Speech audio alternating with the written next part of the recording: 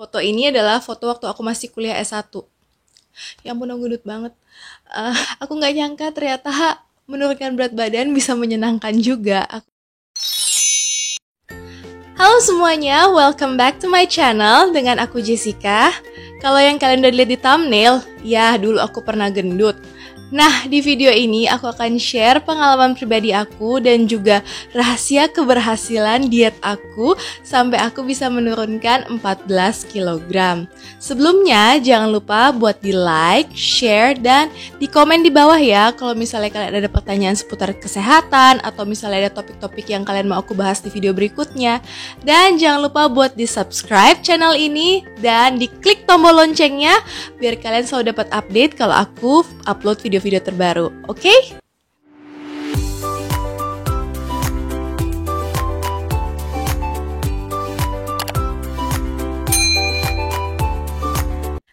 So guys, sekedar throwback, foto ini adalah foto waktu aku masih SMA.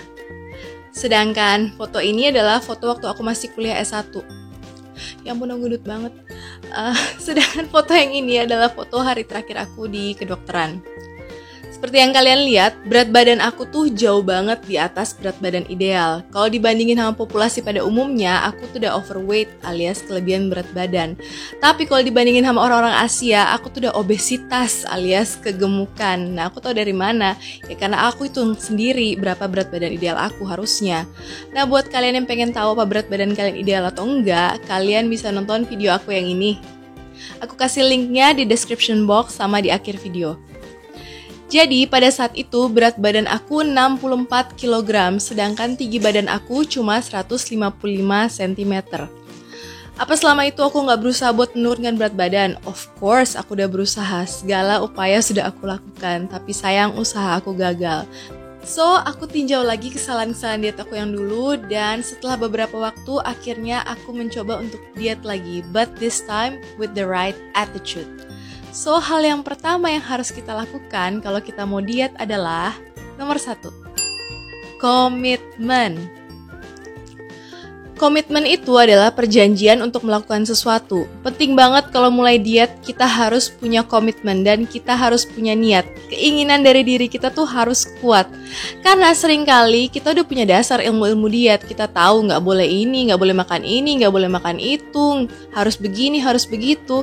Tapi yang kurang itu adalah bagaimana menjaga komitmen. Kalau kita nggak komit, kita gampang nyerah. Nah, padahal diet itu dibutuhkan kesabaran, konsisten, harus telaten. Jadi makanya harus komit. Goal diet kita apa? Tujuan kita diet tuh apa? Apa karena kita pengen lebih sehat? Atau apakah karena kita pengen terlihat lebih menarik di depan orang lain? Atau apakah kita mempunyai masalah medis sehingga kita harus menurunkan berat badan?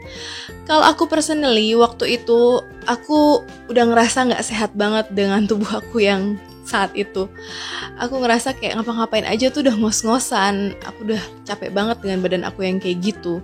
Ditambah lagi udah banyak banget baju yang gak muat. Mau beli baju apapun gak muat. Dan itu mempengaruhi kesehatan mental aku juga. Aku tuh jadi stres. So makanya aku pengen banget ngurusin badan agar aku lebih sehat lagi. Tentukan target yang realistis. Nah teman-teman, ekspektasi kita tuh jangan terlalu tinggi, kayak pengen turun 5 kilo dalam seminggu. Ya kalau misalnya kalian expect turun setengah kilo sampai 1 kilo itu masih wajar lah ya. Tapi kalau misalnya kalian malah mengikuti diet-diet yang ekstrim atau diet yang terlalu ketat, ya mungkin berat badan kalian bakal cepet turun. Tapi berapa lama sih kalian bisa bertahan dengan diet ekstrim dan diet yang terlalu ketat itu? Adanya kalian bakal jatuh sakit. Atau kalau misalnya kalian berhenti dari diet ekstrim, diet ketat itu, berat badan kalian malah bouncing balik lagi ke berat kalian yang semula atau bahkan lebih berat lagi daripada berat kalian semula sebelum diet. Yang ini namanya rebound atau yo-yo effect. Jadi kalian juga selain menentukan target berat badan yang mau kalian capai, kalian juga harus menentukan target waktu berapa lama kalian mau diet.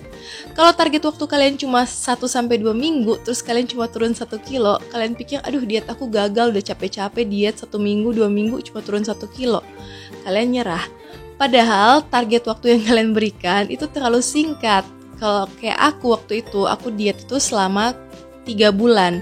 Dari 3 bulan itu aku baru lihat hasilnya secara bertahap, pelan-pelan, gak instan, gak langsung kurus.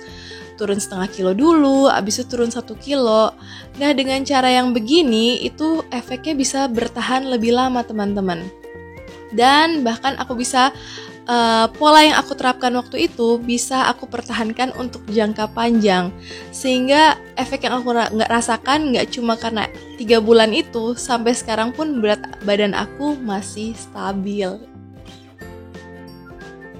Mengatur pola makan. Dulu aku punya persepsi yang salah soal diet. Aku pikir kalau diet itu adalah menurunkan berat badan, ngurusin badan, terus kurangin makanan. Padahal arti sebenarnya diet adalah pengaturan pola makan. So it's more on gaya hidup sehat, bukan cuma gaya hidup sesaat. So it's more on lifestyle sebenarnya.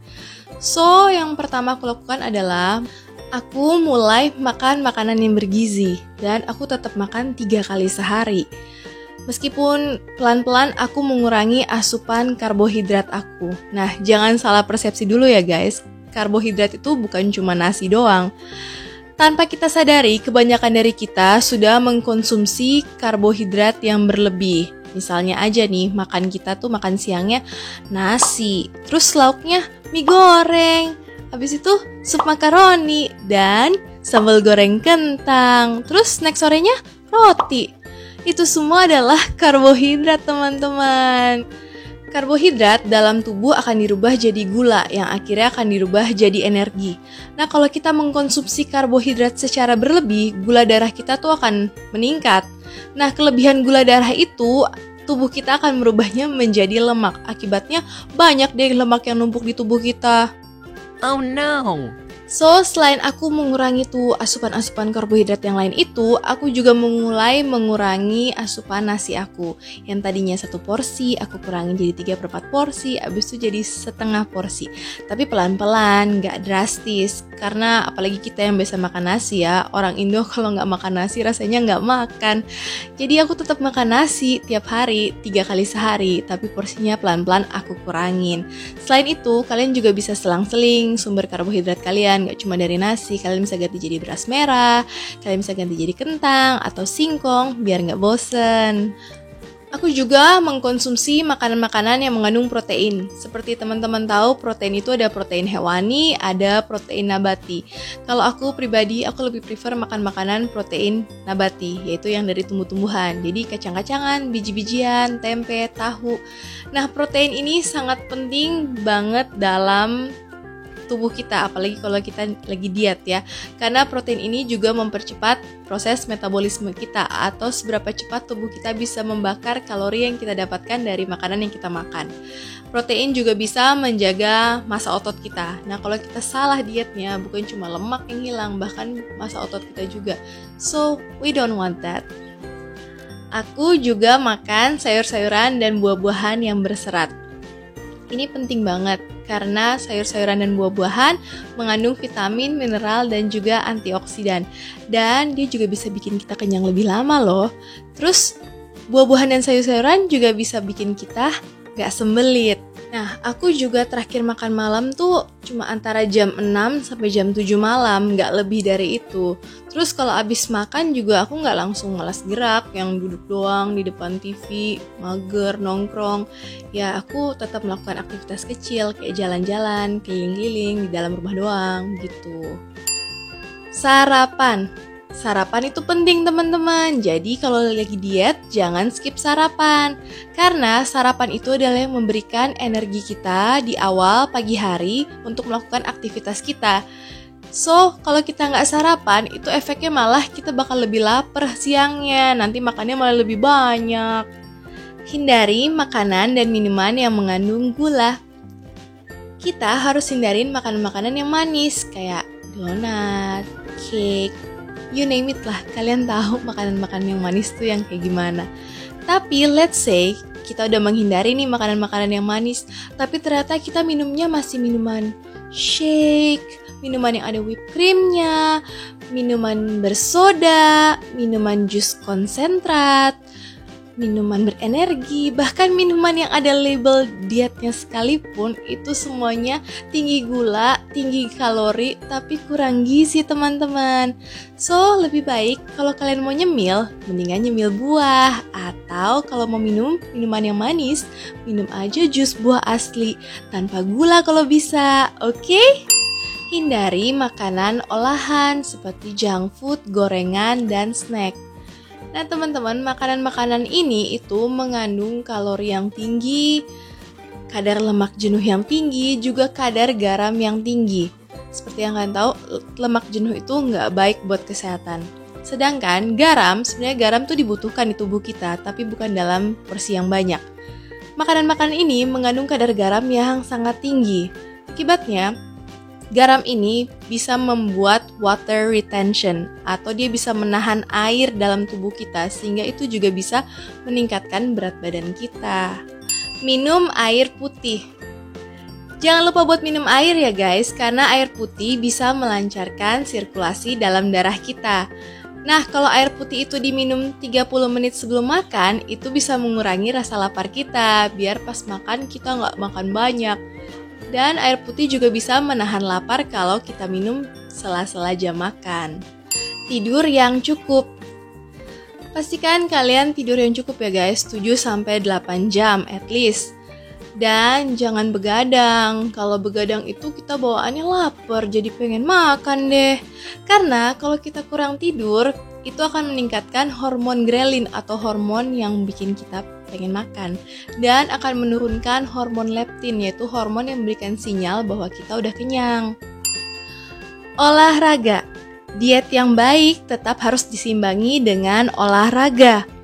Nah, olahraga secara garis besar dibagi dua, olahraga aerobik dan olahraga anaerobik.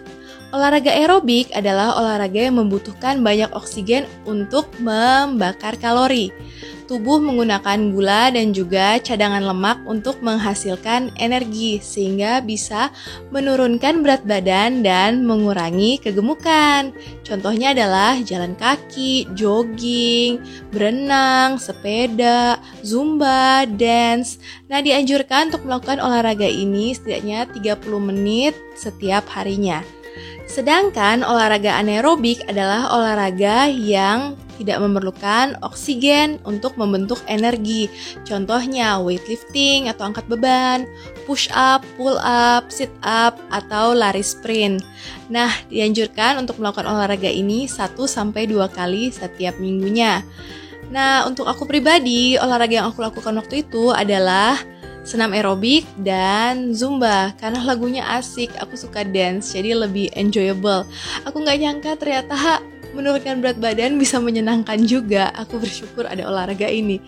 Nah, saran dari aku teman-teman, buat kalian yang baru mau mulai, pilihlah olahraga yang kalian sukai, olahraga yang gampang, yang mudah. Jadi kalian tuh happy pas olahraga, kalian gak ngerasa terpaksa pas olahraga. Pilihlah olahraga yang cocok sama kalian, sesuai dengan kondisi fisik kalian, sesuai dengan kemampuan kalian, dan sesuai juga dengan waktu kalian. Yang penting adalah mulailah berolahraga. So, diet yang baik adalah diet yang seimbang antara pengaturan pola makan dan juga olahraga. Dan ini harus dilakukan secara bertahap, pelan-pelan, gak instan, agar bisa diterapkan seumur hidup. Nah, tujuan diet yang baik adalah untuk hidup yang sehat, agar kita mendapatkan hasil yang long term atau hasil yang bertahan lama, nggak cuma buat kurus sesaat. Oke? So guys, itu tadi pengalaman pribadi aku, rahasia keberhasilan diet aku. Semoga bisa menginspirasi kalian dan bermanfaat buat kalian.